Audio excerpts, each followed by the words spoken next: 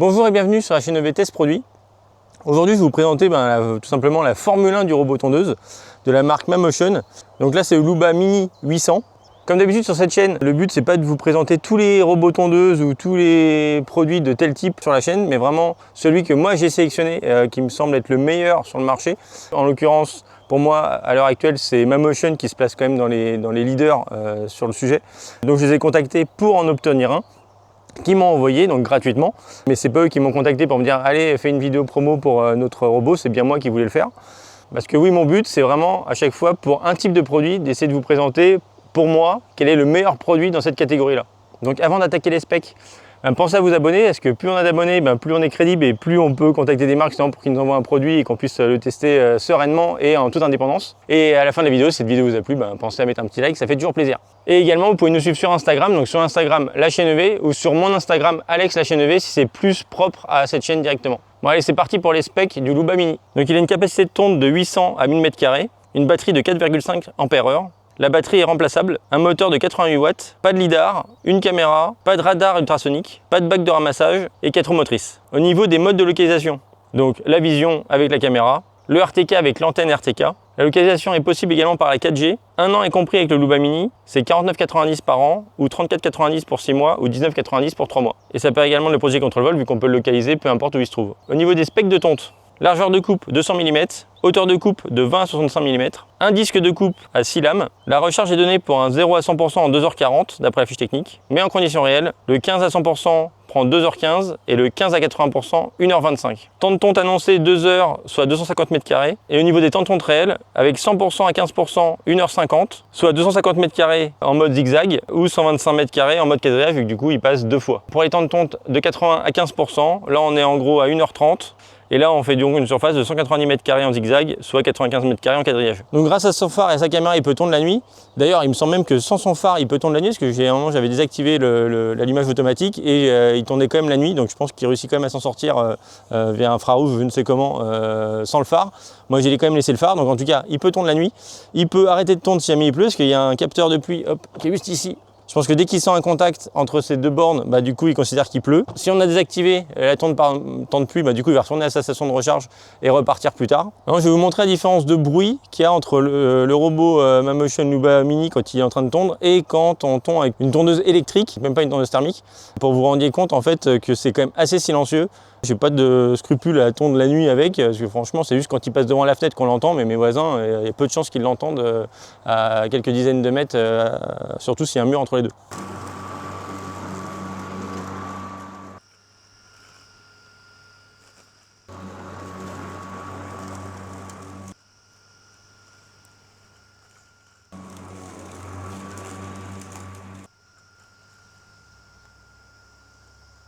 Maintenant, je vais vous montrer un peu l'intégration qu'on peut faire avec Home Assistance, qu'il y a un module qui a été fait par la communauté qui permet de pouvoir soit le piloter, mais surtout pouvoir remonter des data.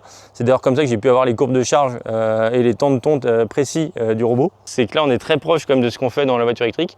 C'est que la nuit, on va dire, il va charger jusqu'à 100%. Et le matin, quand on le fait repartir, il part avec 100%, il fait son cycle de tonte jusqu'à 15%. Tout seul, il va retourner à la station de recharge. Et là, il ne va pas recharger jusqu'à 100%, non, il va recharger jusqu'à 80%, comme on l'aurait fait sur autoroute pour faire les escales. Donc il repart 95, 95, jusqu'à ce qu'il ait fini. Et quand il a fini complètement, il se remet à charger jusqu'à ce qu'on le relance peut-être 2-3 jours après. Et là, entre-temps, il sera remis à 100%. Donc franchement, c'est de base optimisé comme on le conseille à chaque fois quand on doit faire des longs trajets en voiture électrique. Donc il faut savoir que le Luba Mini 800, donc il peut tondre jusqu'à 1000 m². Il y a une limitation de licence, c'est que si on veut mettre plus de 1000 m², on ne pourra pas les rentrer en zone. Là où le Luba 1500 peut dépasser cette limite, et il y a une batterie plus grosse. Et on pourrait se dire avec une batterie plus grosse, du coup ça irait quand même beaucoup plus vite, même pour 800 m². Mais le temps de charge est quand même plus long et même la puissance de charge est pas beaucoup plus importante. Du coup la première tonde 100 à 15%, il va pouvoir tondre plus longtemps. Mais après pour recharger, il va passer plus de temps à recharger. Je vous fais un comparatif pour tondre 1000 m². Combien de temps il faut avec le Luba Mini 800 et combien de temps il faudrait avec le Luba Mini 1500. Donc le Luba Mini 800 pour tondre 1000 m², il lui faut 13h25, 4 charges et 5 périodes de tonte, soit une moyenne d'1h20 pour faire 100 m². Là où le Luba Mini 1500, il lui faut 12h02, 3 charges et 4 périodes de tonte, soit une moyenne d'1h12 pour faire 100 m². Donc vous voyez que la différence est quand même pas énorme. Donc si vous avez moins de 1000 m², il n'y a vraiment pas d'intérêt de dépenser plus pour faire la même surface. Donc là, comme on peut le voir, c'est des roues avant omnidirectionnelles, c'est-à-dire que lui, il peut rouler sur les côtés comme ça. Il y a une suspension avant. Et donc à l'avant, on a donc ici le petit phare, là les caméras et le pare-choc qui permet de détecter un obstacle si jamais il rentre en contact. Et l'arrière, ici c'est les deux ports de charge. Quand il arrive sur la station, il va être en contact avec ces deux plots et il va se recharger. Et ici on peut dévisser les 4 vis et sortir la batterie. Donc selon la surface de votre terrain, si vous avez en gros entre comme moi 800 m² ou entre 600 et 800 m², ce robot est juste parfait. Par contre, vous pouvez vous poser la question, pourquoi prendre le Luba Mini ou plutôt prendre le Yuka Mini qui permet de faire en gros les mêmes surfaces. Je vous donne vite fait les différences entre les deux. Si vous avez un terrain qui est accidenté avec des bosses, etc., avec des montées un peu importantes ou assez vallonnées, ce sera préférable de prendre le Luba Mini qui lui est 4 roues motrices. Par contre, si vous avez un terrain très plat, limite comme le mien, la question peut se poser. Donc ce qui va différer avec le Yuka Mini, c'est que déjà vous n'avez pas de pare-choc. Donc ça, en soi, selon les obstacles que vous avez sur votre terrain et avec la caméra, moi, c'est vrai qu'il rentre très rarement en contact avec quelque chose, mais voilà, c'est toujours un plus, on va dire. Faut savoir que sur le Yuka Mini, vous ne l'aurez pas. Au niveau du réglage de la hauteur de tonte, sur le Yuka Mini, c'est une molette manuelle que vous tournez. Si vous devez changer, il faut faire la molette. Après, en soi, une fois qu'on l'a réglé, il n'y a pas de raison qu'on le change toutes les 5 minutes. Mais voilà, il faut savoir que là, c'est électronique, on le règle via l'application, la hauteur, alors que sur le Yuka Mini, il faudra le régler avec une molette sur le dessus. Autre différence au niveau du plateau avec les lames, là il y a 6 lames sur celui-là, l'autre il y en a 5. Alors, en soi, je pense que ça ne change pas grand chose, mais voilà, c'est toujours un élément à savoir. Et l'autre élément principal, forcément, c'est que le Luba Mini, lui, est 4 roues motrices, là où le Yuka Mini, il a 2 roues motrices et à l'avant, c'est 2 roues folles. Donc, ce qui permet quand même d'être moins agile selon le dénivelé ou les accidents sur la route, quoi. Enfin, sur la route, sur le jardin. D'ailleurs, concernant le Yuka Mini, faites attention parce qu'entre le site internet de Mammotion et Amazon, c'est pas forcément exactement les mêmes versions. Donc si vous devez comparer les prix, vérifiez bien la version équivalente parce qu'il y a des versions qui sont sur le site qui ne sont pas sur Amazon et vice versa. Donc je vous propose de passer au déballage et à la mise en place du robot tondeuse. Qu'est-ce qu'on a là-dedans? Hop, je vous montre. Donc là on a la description de la tondeuse. Le dessus, le dessous, ce qu'il y a dans l'emballage. Hop. Et l'autre côté, hop, si on se rapproche, donc déjà il faut démonter pour mettre le capteur de vision. On installe la station de recharge. Où est-ce qu'on place la station de recharge? On le met en charge. Ensuite, on installe l'antenne. Donc, vous voyez que votre caméra, je vais essayer de vous montrer vraiment en première impression, quand je déballe au fur et à mesure comment ça se passe. Donc il y aura des cuts forcément, mais au moins que vous ayez une immersion de l'installation vraiment de cette tondeuse. Donc ça, je mets ça de côté pour un moment. Là, c'est les accessoires. Qu'est-ce qu'on a là? On a un tournevis. À la limite, on va le prendre direct. Hop. Bon, hop. Tournevis. C'est les crochets pour une station d'accueil. Là, c'est des chevilles sûrement pour la fixer dans du béton, la station. Et là, on a une alimentation. Ici, on a voilà, le début de l'antenne. On a un petit pinceau, une alimentation. Il y en a une sûrement pour la station de recharge et l'autre pour l'antenne. Et donc l'antenne. Hop. Voilà, donc là, lui, je peux le visser là. Ok. Hop, ça c'est vissé. Hop. Là, ça, je peux le visser dedans.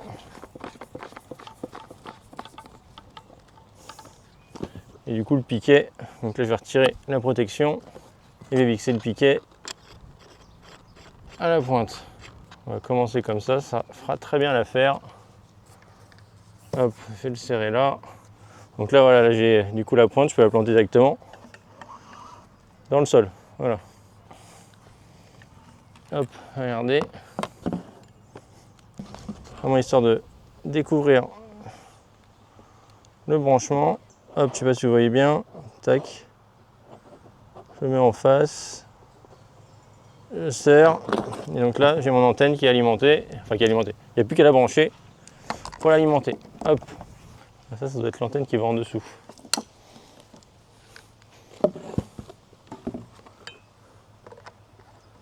Voilà, ça c'est l'antenne qui va en dessous. Voilà, donc là, ça y est, elle est complète.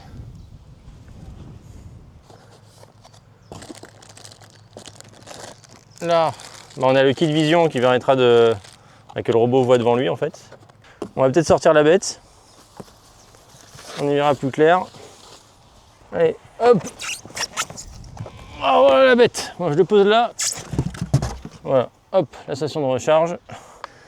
Donc là, on va retirer ça.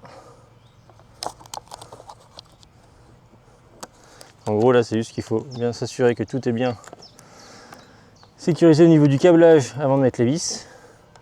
Donc là, on a 3 prises. J'ai également 3 prises. Ça ne devrait pas être trop compliqué. Donc lui devant, c'est ici. D'abord commencer par lui. Donc là, il y a un détrompeur, on ne va pas se tromper. D'où le mot détrompeur. Hop. Ça, c'est branché. Le noir. Tac, ça se clipse. Le blanc, voilà. Donc là, tout est branché. Maintenant, on va faire en sorte de bien passer les câbles pour pas qu'ils s'écrasent. Voilà, on est pas mal. Les vis sont déjà en place et le tournevis est fourni. Hop. Petite technique, quand on visse dans le plastique, c'est bien de tourner à contresens au début pour être sûr de prendre le pas de vis et pas mettre la vis de travers. Donc là, si on tourne à l'envers, hop, dès que ça claque, c'est qu'on est au début du pas de vis et on peut visser sereinement. Sinon, on risque de déformer le pas de vis dans le plastique. Ce ne serait pas souhaitable. Hop, je fais pareil de l'autre côté. Hop. Donc là, il y a 4 vis. C'est pas très compliqué. C'est du torque, c'est le tournevis est fourni, donc pas besoin d'outillage supplémentaire. On a l'impression d'avoir une voiture télécommandée entre les mains là, quand même. Sans de refaire du buggy thermique de l'époque. Une petite protection devant. Hop. Donc là, on rentre ici. Voilà, ça se clipse. Maintenant, on va aller mettre la station de recharge à son emplacement. Il faut au moins 1 mètre de chaque côté de libre et 1 mètre devant. Donc en gros, 1 mètre tout autour de la station. On va commencer, je vais la mettre ici. Donc là, elle est posée. Je vais chercher de quoi la brancher et de la fixer. J'ai récupéré les vis. Hop. Allez, donc on va déjà prendre ça. Hop, une clé Allen. Une vis plastique. 2 vis plastiques. Hop. Hop. Et ça se détache super bien. Donc là, hop, je visse ici. Hop.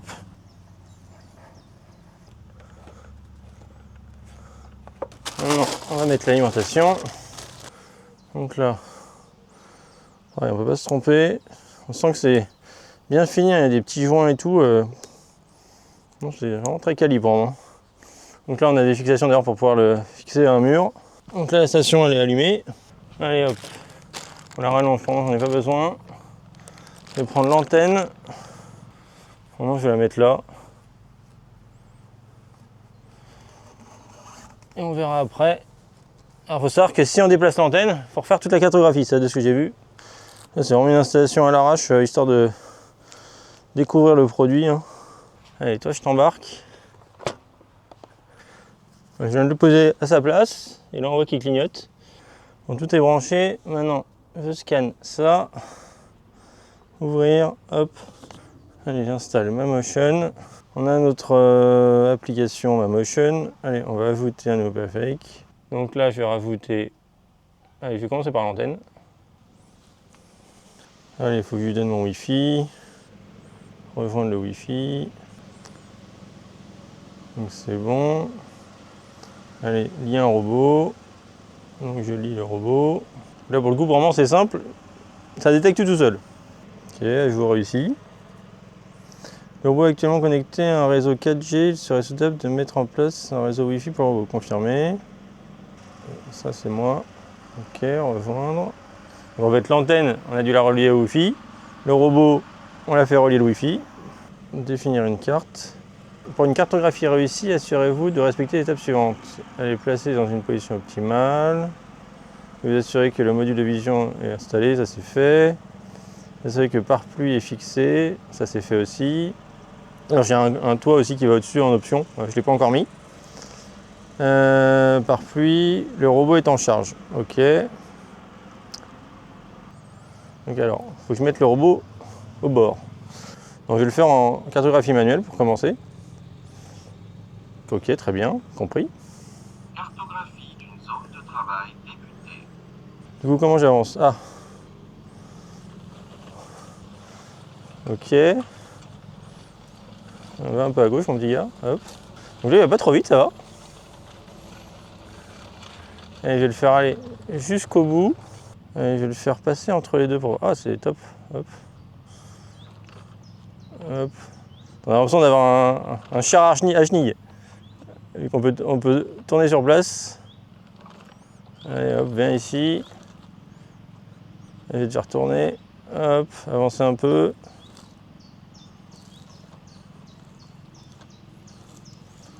C'est fort quand même. Hein. C'est quand même très fort. Je sais pas si c'est efficace, mais c'est très rigolo. Donc pour moi, il tombe pas. Hein. Il fait juste se balader.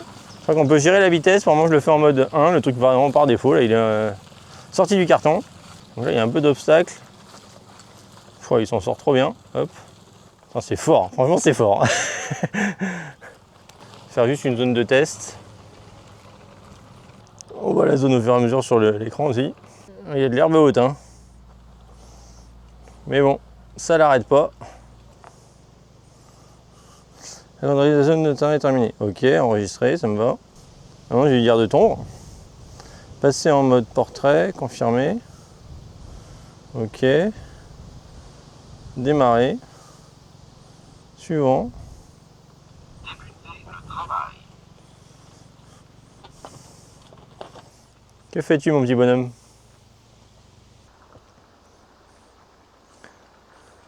Je vais passer en mode FPV. Je vois ce qu'il voit.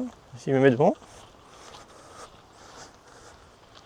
Ah oui, on me voit. Hop, est-ce qu'il s'arrête?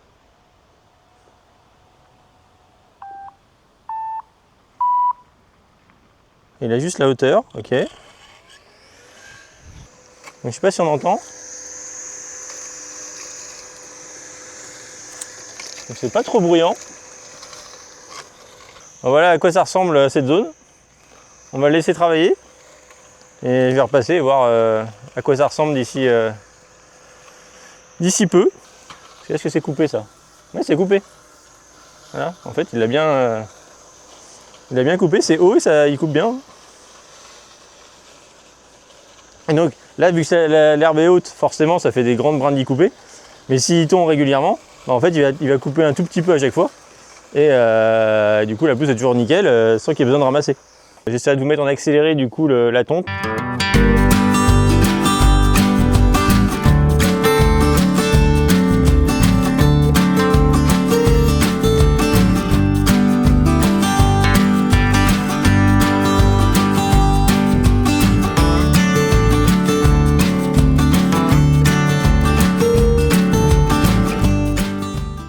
Bon, maintenant, je vais vous montrer les créations de zones, suppression de zones, zones interdites, tout ce qu'on peut faire en fait en gros avec la configuration du robot. Je vais dire par exemple tondre.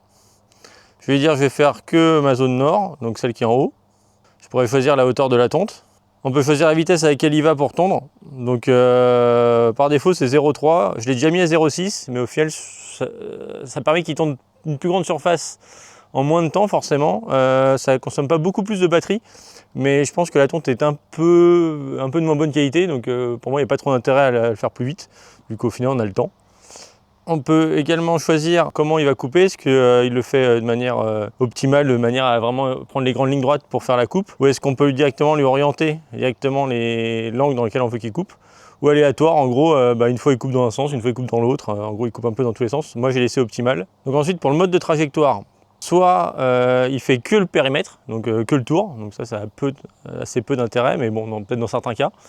Par défaut, c'est le zigzag, en gros, c'est vraiment il fait des allers-retours. Ensuite, il y a le quadrillage, c'est-à-dire qu'il fait des allers-retours dans un sens, mais après, il les refait aussi à 90 degrés. Donc là, c'est vraiment si on veut avoir un truc vraiment nickel de chez nickel. Je l'ai fait au début, ça améliore un petit peu pour avoir un meilleur rendu, mais après, en entretien, pour moi, le longitudinal est suffisant, surtout que ça prend du coup le double du temps de faire dans un sens puis dans l'autre. Et ensuite, le zigzag adaptative, en gros, c'est que là, il optimise en fonction des différentes zones pour faire une longitudinale au maximum. C'est d'ailleurs un mode qu'il n'y avait pas au début. Et c'est celui que j'utilise maintenant, qui me semble être le plus optimal en fait. Le fait qu'on veuille tondre ou non le périmètre. Ensuite, le mode de détection d'obstacles, soit on le désactive. Bah, alors, j'ai pas essayé en le désactivant. Moi, je l'ai laissé en standard. Si on met un objet devant lui, il va s'arrêter, il va faire le tour. Si on le met en sensible, là, du coup, au moindre touffe d'herbe qui est un peu jaune ou cramé, il va considérer que c'est de la terre ou un obstacle, il va l'éviter. Du coup, en sensible, c'est presque trop sensible. Dans certains cas, du coup, il y a des zones de tonte sur lesquelles il passera jamais. Donc moi, je l'ai laissé en standard. Le zone des périmètres de tonte interdites. Quand on définit une zone interdite où on veut pas qu'il tonde, bah, si on n'active pas ça, en fait, il va juste passer en zigzag en faisant le tour de la zone interdite comme un obstacle. Une fois qu'il aura fini de tondre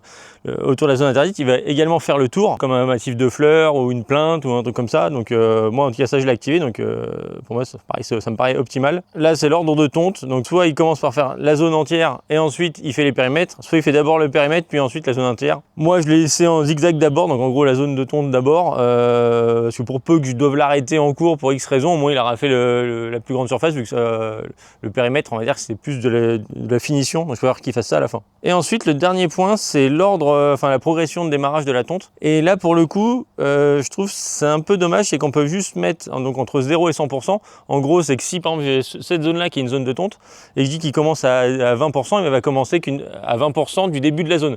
Du coup, il ne va pas attendre le début, il va attendre qu'à partir de ces 20%. Sauf que pour voir à quoi ça correspond, il faut d'abord sélectionner, puis revenir en arrière. Voilà, si je le fais, si je fais 20%, hop, je reviens en arrière. Et là, du coup, je vais voir sur la carte que ça fait ce que ça représente le réglage que j'ai fait. Mais si ça ne me convient pas et que je veux corriger ça, il faut que je retourne dessus, je le refasse, je reviens en arrière, hop, je reviens en arrière. Et là, voilà, je vois que ça correspond à ça. Et là, limite, ça serait bien d'avoir un curseur qui est à côté de la carte pour vraiment se rendre compte de à quoi correspond ce pourcentage et de pouvoir également définir une fin, un minimum et un maximum en pourcentage. En gros, par exemple, si on a une grosse zone et qu'on veut faire qu'une zone dans la zone, on va dire, pouvoir avoir le curseur et dire, voilà, moi je veux que de 20 à 40%, mais du coup, je vois directement en live à quoi ça correspond. Ça, c'est le petit détail, mais ça, c'est si on veut vraiment faire des ajustements dans le temps, parce qu'en toute logique, normalement, on laisse le robot faire tout seul, il fait toute la zone tout le temps et on n'a pas envie de faire une petite zone. Mais voilà, si je devais chipoter, il y a ce petit truc-là sur lequel je pourrais revenir. Et donc, une fois qu'on a préparé notre zone et qu'on est prêt à tondre, là, du coup, il n'y a plus qu'à faire confirmer, enfin démarrer, hop, suivant. Et là, le robot, hop, part. Donc là, il a rejoint la zone de départ de tonte. Il allume la tondeuse. Et là, il est parti. Donc là, au niveau des zones, donc là, moi, j'en ai créé 3 qui sont contiguës. Donc, des zones contiguës, ça n'a pas trop d'intérêt. Parce qu'en fait, quand il va faire une zone, il va le faire donc en zigzag dans la zone. Puis ensuite, il fait le contour. Et s'il y a une autre zone qui est juste à côté, il va faire l'intérieur, puis le contour. Et au final, les contours, il va les faire potentiellement 2 fois, parce qu'en fait, il y en a 2 qui se croisent. Donc faire différentes zones, ça a surtout d'intérêt quand elles ne sont pas collées l'une à l'autre et qu'on met un corridor entre chacune pour les relier, de manière à ce que le robot sache comment aller d'une zone à une autre. Mais là, en toute logique, pour mon terrain, je le referai d'ailleurs par la suite, faire une seule grosse zone qui fait tout mon terrain. De toute manière, actuellement, quand je tombe, je lui dis de tourner les 3 zones d'un coup et je lui dis pas fais celle-ci ou celle-ci. C'était marrant au début pour faire les tests, mais en soi, le but c'est qu'on n'y pense plus, qu'il fasse tout seul et du coup, une grosse zone qui fait tout le terrain est tout aussi efficace. Si j'avais eu une autre partie qui n'était pas collée, je leur aurais fait un corridor et une zone à côté. Là, sur mon terrain, c'est pas le cas. Tout se rejoint. Donc pour modifier une zone, je vous montre. On va dans carte. Donc là, imaginons que je veux modifier la zone où je suis. Là, c'est la zone que j'ai appelée nord. Donc je fais modifier, nord. Et là, pour pouvoir la modifier, il faut que je mette le robot proche de la fin de la zone en fait. Je le mets là. Et là, à partir d'ici, pour modifier, on peut soit rajouter un morceau à la zone existante, soit retirer un morceau de la zone existante. Donc soit on part du bord et on agrandit la zone et on fait terminer et du coup ça rajoute ce morceau à la zone existante. Soit on part du bord, on rentre dans la zone et on rejoint le bord et là du coup on dit qu'on va supprimer ce morceau de la zone existante. Donc là je suis au bord de la zone que je veux modifier, je fais démarrer. Là moi je vais rentrer dans la zone. Je vais dire que je vais retirer ce morceau là. Donc là je repasse derrière, vous ne le voyez pas mais je reviens derrière. Voilà. Là, je peux faire aperçu. Là, on voit que du coup, il va supprimer ce morceau-là. Et là, du coup, je fais terminer. Et là, ma zone, voilà, hop, a été modifiée. J'ai retiré ce morceau. Et de la même manière, imaginons que je veux le remettre. Hop, modifier. Je dis que je démarre ma modification de zone. Et là, cette fois, je vais revenir sur le côté là. Hop. Tac. Là, je fais aperçu. Là, on voit qu'il va rajouter, je ne l'ai pas très bien fait, mais voilà, il rajoute le morceau de là à là. Je fais terminer. Hop. Et là, maintenant, ma zone, il n'y a plus le trou que je viens de créer. Donc voilà, on peut à la fois modifier une zone en retirant un morceau ou rajouter un morceau à la zone existante. Alors, c'est pas toujours hyper intuitif. Enfin, faut parfois s'y reprendre un petit peu pour bien démarrer. Il faut bien se mettre au bord de la zone pour pouvoir démarrer la modification. De la même manière, du coup, je peux aussi supprimer une zone si j'ai envie. Je ne vais pas le faire là tout de suite parce que ça m'embête de tout refaire. Mais si je fais supprimer, je peux supprimer la zone. Donc création de zone, vous l'avez vu en début de vidéo quand je fais l'installation. Modification de zone, voilà, on peut ajouter ou supprimer un espace à une zone existante. Pour faire une zone interdite, on fait créer. Donc là, je vais dire zone interdite. Donc là, il me dit que c'est pour identifier, machin, voilà, hop. Donc là, imaginons que je suis dans une zone. Je vais me mettre au départ de ma zone interdite que je veux faire. Donc là, je me mets ici comme début de la zone interdite. On va considérer qu'il y a un massif de fleurs ici. Je fais démarrer la zone interdite. Et il le dit d'ailleurs à chaque fois quand il démarre quelque chose. Donc là, je démarre la zone interdite. On va dire que je vais faire un cercle par ici. Voilà. Imaginons tout ça, c'est un massif de fleurs. Et que je suis en train de faire le tour.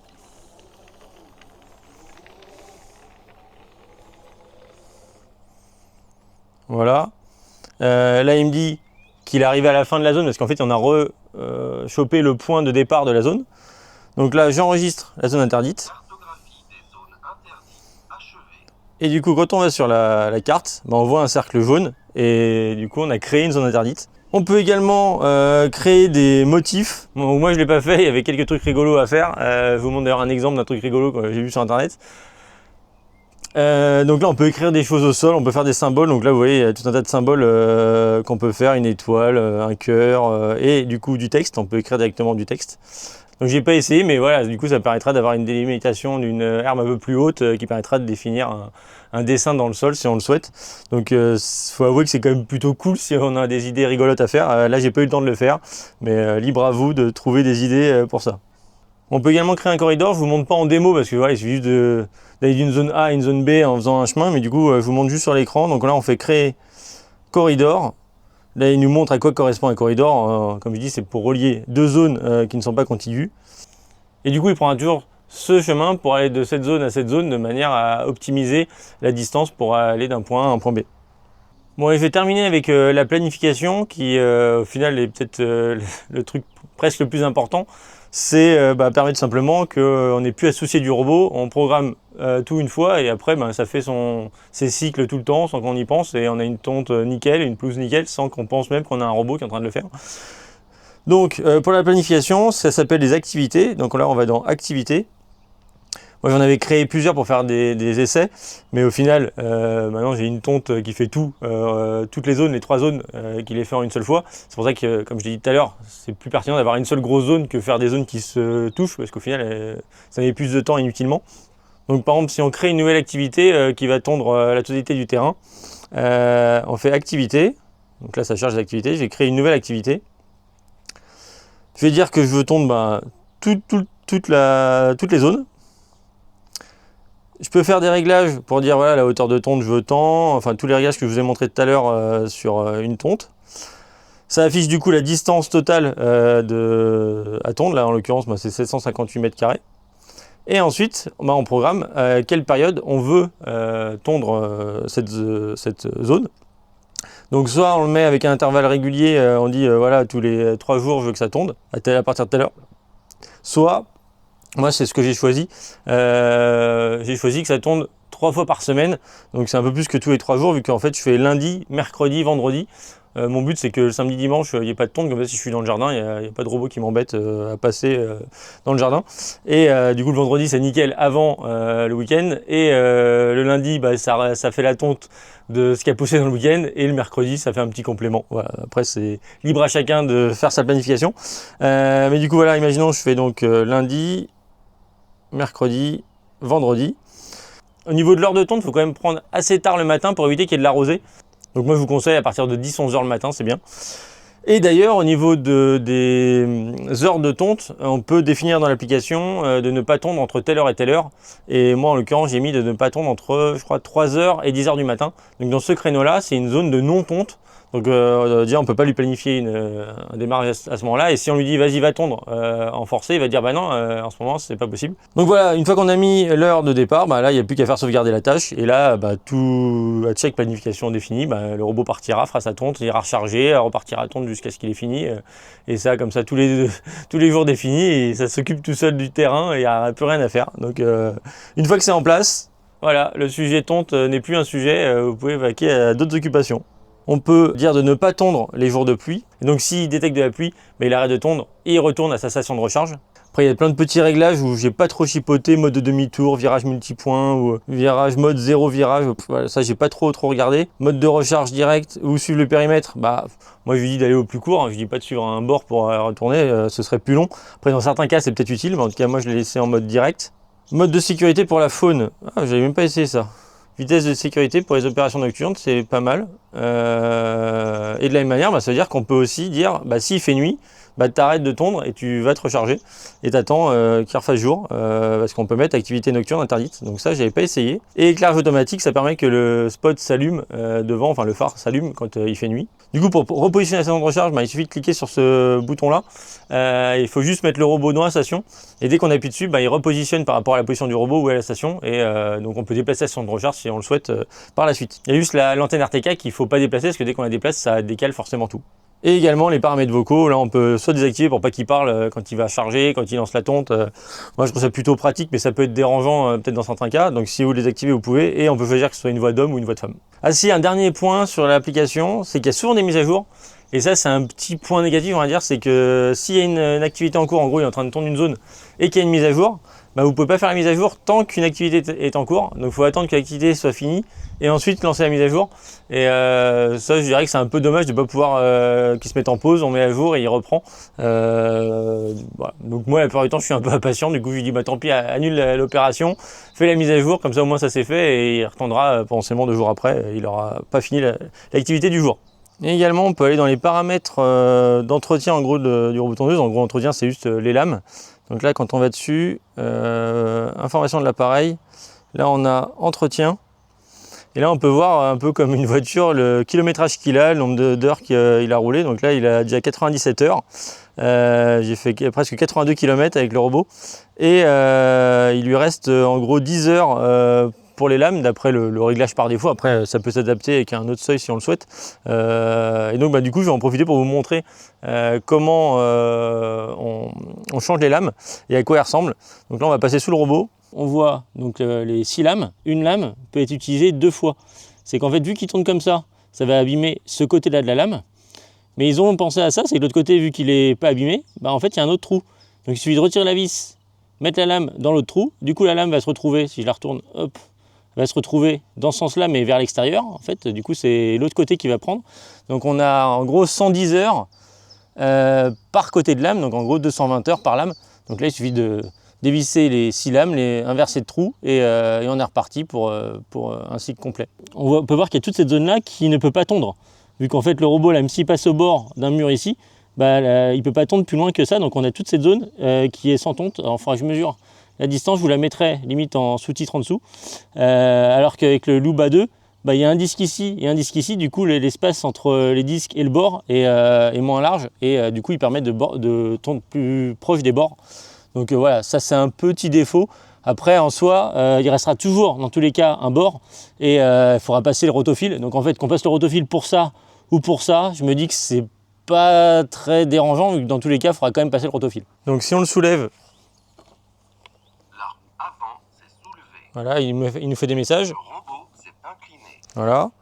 Donc s'il était en train de tondre et que je l'avais arrêté et que je voulais le faire reprendre, il suffirait que j'appuie sur tonte, start, et là il repartirait. Vu que là il n'y a pas de tonte en cours, bah, du coup là il n'a rien à faire vu qu'il n'a pas de cycle de tonte qui sont en cours. Donc là je vais faire maison, start, Débuter le chargement. et là il va retourner jusqu'à sa station de recharge.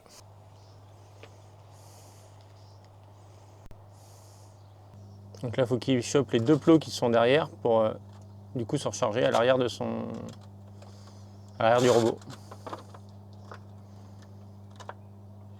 Débuter le chargement.